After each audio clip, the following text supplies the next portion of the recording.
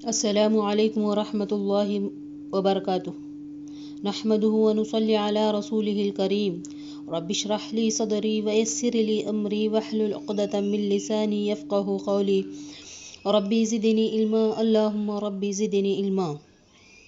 تمام قسم کی تعریف اللہ رب العالمین کے لیے لائق و زیبا ہے، اور اس کے بعد ہمارے آخری نبی محمد مصطفیٰ صلی اللہ علیہ وسلم پر درود ہو۔ اللہم صلی وسلم وبارک علی نبینا محمد۔ عزیز طالبات، اس سے پہلے کے درس میں ہم نے سنا تھا کفار مکہ نبی کریم صلی اللہ علیہ وسلم کے قتل کی پلاننگ کر رہے تھے، تو رب العزت نے وحی کے ذریعے آپ صلی اللہ علیہ وسلم کو ہجرت کی اجازت دے دی۔ آپ صلی اللہ علیہ وسلم اپنے عزیز ساتھی ابو بکر رضی اللہ تعالی عنہ کو ساتھ میں لیے اور حضرت علی کو گھر پر چھوڑا ہجرت کے لیے نکل پڑے۔ اس وقت مشرکین گھر کے باہر پہرا دے رہے تھے کہ محمد کب باہر نکلے، کب ہم ان کو قتل کریں، نعوذ باللہ۔ رسول اللہ صلی اللہ علیہ وسلم ان کے سامنے سے ان کے سروں پر مٹی ڈالتے ہوئے نکل گئے۔ فَهُمْ لَا يُبْصِرُونَ، وہ نہیں دیکھ رہے تھے آپ کو۔ آپ صلی اللہ علیہ وسلم کو معلوم تھا کہ قریش میری تلاش میں لگ جائیں گے، میری تلاش میں نکل پڑیں گے، اور ان کو پہلا خیال مدینے کے راستے کا آئے گا، تو اس لیے آپ صلی اللہ علیہ وسلم ہجرت کے لیے وہ راستہ اختیار کیا جو ان کے لیے بالکل برعکس تھا، یعنی عمر کا راستہ اختیار کیا۔ وہ راستہ تھا نہایت پیچیدہ راستہ، مشکل چڑھائی والا پہاڑی راستہ، بالکل پتھروں سے بھرا راستہ، جس سے رسول اللہ صلی اللہ علیہ وسلم کے دونوں پاؤں زخمی ہو گئے۔ آپ صلی اللہ علیہ وسلم نشان چھپانے کے لیے پنجوں کے بل چل رہے تھے۔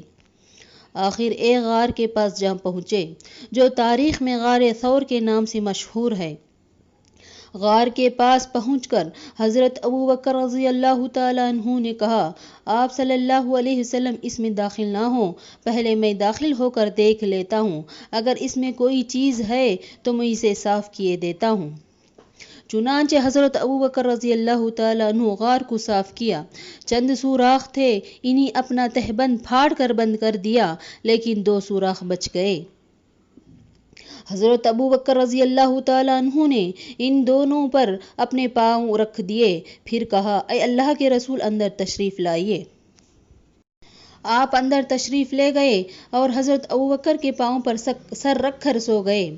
ادھر حضرت ابو بکر کے پاؤں میں کسی چیز نے ڈس لیا، مگر اس ڈر سے نہ ہلے کہ رسول اللہ صلی اللہ علیہ وسلم جاگ نہ جائیں، لیکن ان کے آنسو رسول اللہ صلی اللہ علیہ وسلم کے چہرے پر ٹپک گئے اور آپ کی آنکھ کھل گئی۔ آپ نے فرمایا، ابو بکر تمہیں کیا ہوا؟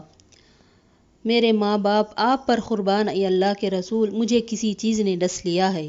تو رسول اللہ صلی اللہ علیہ وسلم نے اس پر لعاب لگایا اور تکلیف جاتی رہی۔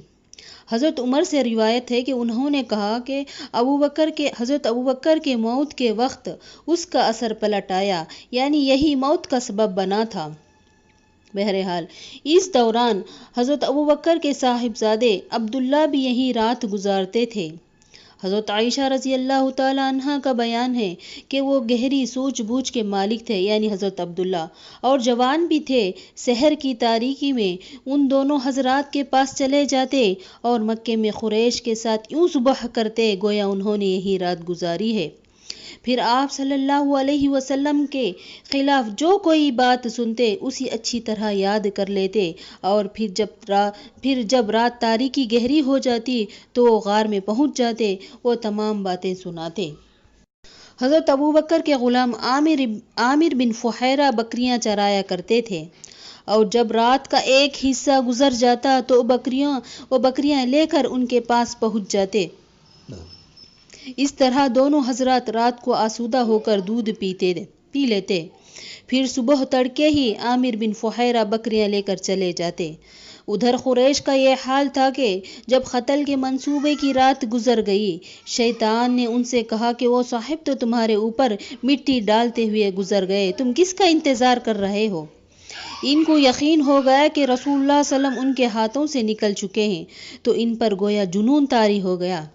انہوں نے سب سے پہلے اپنا غصہ حضرت علی پر اتارا، ان کو مارتے ہوئے گھسیٹ کر خانہ کعبہ تک لے گئے تاکہ آپ صلی اللہ علیہ وسلم کی خبر مل جائے۔ لیکن حضرت علی سے کچھ حاصل نہ ہوا تو سیدھے حضرت ابوبکر رضی اللہ تعالیٰ عنہ کے گھر آئے اور دروازہ کھٹکھٹایا۔ حضرت اسماء بنت ابی بکر برآمد ہوئیں، ان سے پوچھا تمہارے ابا کہاں ہیں؟ انہوں نے کہا بخدا مجھے معلوم نہیں میرے ابا کہاں گئے ہوئے ہیں۔ اس پر کمبخت ابو جہل نے ہاتھ اٹھا کر ان کے رخسار پر اس زور کا تھپڑ مارا کہ ان کے کان کی بالی گر گئی۔ اس وجہ سے اس کو اسلام نے ابو جہل کا نام دیا۔ اصل میں اس کا نام دوسرا تھا، لیکن اسلام نے اس کو جاہلوں کا باپ یعنی ابو جہل کا نام دیا۔ اس کے بعد انہوں نے مکے سے نکلنے والے تمام راستوں پر، خواہ وہ کسی بھی سمت جا رہا ہو، اس پر کڑا پہرا بٹھا دیا گیا۔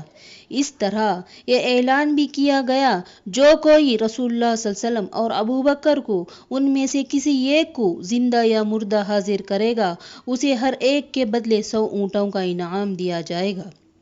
یہ اعلان ہونا تھا کہ پورے کے پورے سوار، پیادے، نشانات قدم کے ماہر کھوجی نہایت سرگرمی سے تلاش میں نکل گئے۔ پہاڑیوں پر، وادیوں پر جگہ جگہ چلے گئے، لیکن نتیجہ کچھ حاصل نہ رہا۔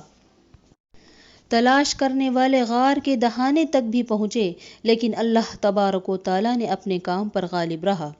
چنانچہ صحیح بخاری میں حضرت انس رضی اللہ تعالیٰ عنہ سے مروی ہے کہ حضرت ابوبکر نے فرمایا میں نبی کریم صلی اللہ علیہ وسلم کے ساتھ غار میں تھا، سر اٹھایا تو کیا دیکھتا ہوں کہ لوگوں کے پاؤں ہم کو نظر آ رہے ہیں۔ میں نے کہا اے اللہ کے رسول، اگر ان میں سے کوئی شخص محض اپنی نگاہ نیچی کر دے تو ہمیں دیکھ لیں گے۔ آپ صلی اللہ علیہ وسلم نے فرمایا ابوبکر خاموش ہو جاؤ، ہم دو ہیں جن کا تیسرا اللہ ہے۔ یہ ایک معجزہ تھا اللہ تبارک و تعالیٰ کی طرف سے اپنے نبی پر۔ چنانچہ تلاش کرنے والے اس وقت تک واپس چلے گئے جب آپ صلی اللہ علیہ وسلم کے درمیان اور ان کے درمیان چند قدم سے زیادہ فاصلہ باقی نہ رہ گیا تھا۔ جب وہ ٹھنڈے پڑ گئے، یعنی 3 روز مسلسل دوڑ دھوپ کے بعد قریش کا جوش ٹھنڈا پڑ گیا، تو رسول اللہ صلی اللہ علیہ وسلم اور حضرت ابوبکر نے مدینے کے لیے نکلنے کا عزم فرمایا۔ حضرت عبداللہ بن اریقط لیثی سے جو صحرائی راستوں کا ماہر تھا، مکے ہی میں اجرت پر مدینہ پہنچانے کا معاملہ طے ہو چکا تھا۔ یہ شخص ابھی قریش ہی کے دین پر تھا، لیکن قابل اعتماد آدمی تھا۔ اس لیے آپ صلی اللہ علیہ وسلم اور حضرت ابوبکر اپنی سواریاں اس کے حوالے کر دی گئی تھیں اور طے ہوا تھا کہ 3 راتیں گزر جانے کے بعد وہ دونوں سواریاں لے کر غار ثور پہنچ جائے گا۔ چنانچہ پیر کی رات آئی، چاندنی رات تھی تو عبداللہ بن اریقط سواریاں لے کر آ گیا۔ وہ اسی موقع پر حضرت ابوبکر نے رسول اللہ صلی اللہ علیہ وسلم کی خدمت میں افضل ترین اونٹنی پیش کرتے ہوئے گزارش کی، اے اللہ کے رسول، یہ قبول فرما لیجئے، یہ میری طرف سے تحفہ ہے۔ رسول اللہ صلی اللہ علیہ وسلم نے فرمایا قیمتاً۔ ادھر اسماء بنت ابی بکر رضی اللہ تعالی عنہا بھی زاد سفر کے لیے آئیں، مگر اس میں لٹکانے والا بندھن لگانا بھول گئیں۔ جب روانگی کا وقت آیا اور حضرت اسماء نے توشہ لٹکانا چاہا تو دیکھا کہ اس میں بندھن ہی نہیں ہے، تو انہوں نے اپنا کمربند کھولا اور 2 حصوں میں پھاڑ کے ایک میں توشہ لٹکا دیا اور دوسرا کمر میں باندھ لیا۔ اسی وجہ سے ان کا لقب ذات النطاقین پڑ گیا۔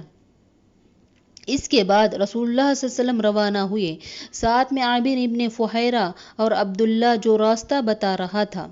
اس نے سب سے پہلے یمن کے رخ پر لے چلا، ساحلی سمندر کا رخ کیا، پھر ایک ایسے راستے پر پہنچ کر جس سے عام لوگ واقف نہ تھے، شمال کی طرف مڑ گیا۔ اسی سفر میں آپ صلی اللہ علیہ وسلم کا گزر معبد کے خیمے سے ہوا۔ یہ ایک توانا خاتون کا خیمہ تھا، آنے جانے والوں کو کھلاتی پلاتی رہتی تھی۔ آپ صلی اللہ علیہ وسلم نے بھی ان سے پوچھا کہ اماں کچھ کھانے کو دے دو، کچھ کھانے کو ہے تو ہمیں پیش کرو۔ تو وہ بولی، بخدا ہمارے پاس کچھ ہوتا تو آپ لوگوں کو میں خود مہمان نوازی کرتی۔ ایک قحط کا موسم تھا، ایک قحط کا زمانہ تھا، میری بکریاں بھی دور چرنے کے لیے گئی ہوئی تھی۔ رسول اللہ صلی اللہ علیہ وسلم نے دیکھا کہ خیمے کے ایک کونے میں ایک بکری کھڑی ہے۔ فرمایا، اماں اس بکری کا دودھ ہی پلا دے۔ تو وہ بولی، وہ کمزور ہے بیٹا، اس لیے وہ گھر پر ہے۔ فرمایا، اجازت ہے کہ میں اسے دھو لوں؟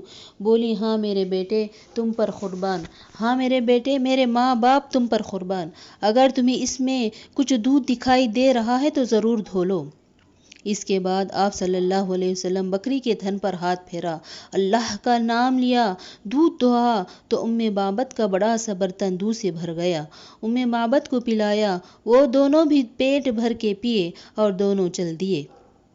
تھوڑی ہی دیر گزری تھی کہ ان کے شوہر ابو معبد اپنی بکریوں کو لے کر گھر پہنچے۔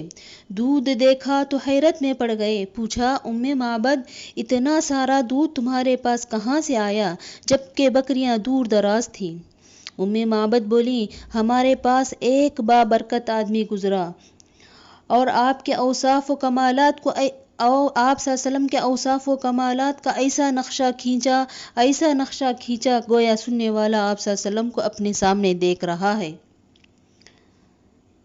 تو اسی پر میں اپنی بات کو ختم کر رہی ہوں۔ اللہ تعالیٰ سے دعا ہے کہ اللہ تعالیٰ ہمیں رمضان میں ایسی عبادتیں کرنے کی توفیق عطا فرما کہ ہمارا شمار صحابہ میں کیا جانے لگا۔ آمین وآخر دعوانا ان الحمد للہ رب العالمین۔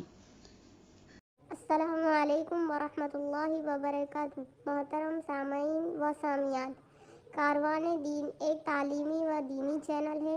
رمضان کے بابرکت مہینے میں اپنے نفلی صدقات و خیرات اور عطیات سے نوازیں، شرعی علم کو فروغ دینے میں ہماری مدد کریں۔